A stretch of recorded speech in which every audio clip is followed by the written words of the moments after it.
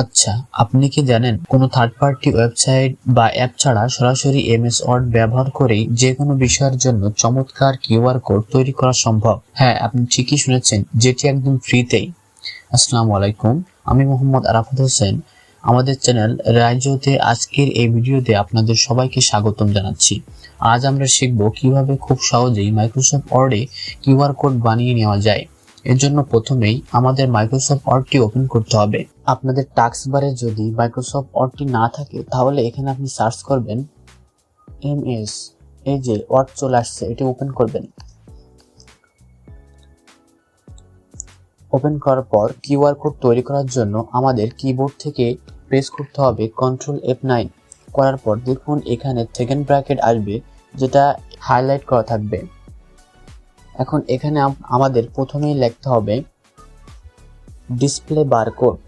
Display barcode লেখার পর এখানে আপনি একটি ডাবল কোটেশন দেবেন। ডাবল কোটেশন দেওয়ার পর আপনি আপনার কিউআর কোডটি স্ক্যান করার পর কোন কোড লেখাগুলো আসবে সেটা দিবেন। এখানে সাপোজ আমি চাচ্ছি যে আমার কিউআর কোডটি স্ক্যান করার পর স্ক্রিনে শো করবে name, channel name, mobile number, email address এবং কান্ট্রি।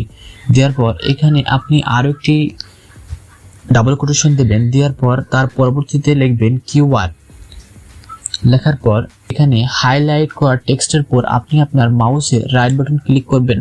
করার পর নিচে দেখেন একটা অপশন আছে টগল ফাইল কোড নামে, এর উপর ক্লিক করবেন। করার পর এখানে আপনার সুন্দর একটি কিউআর কোড তৈরি হয়ে যাবে, যেটি আপনি স্ক্যান করলে আপনি যে টেক্সটগুলো লিখেছেন সেই টেক্সটগুলোই দেখাবে। আমি সেটি আপনাদের স্ক্যান করে দেখাচ্ছি।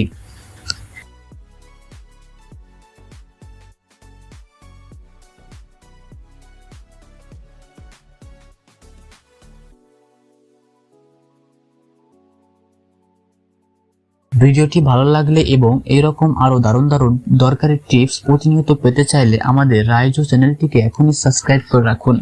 দেখা হবে পরবর্তী ভিডিওতে। ধন্যবাদ সবাইকে।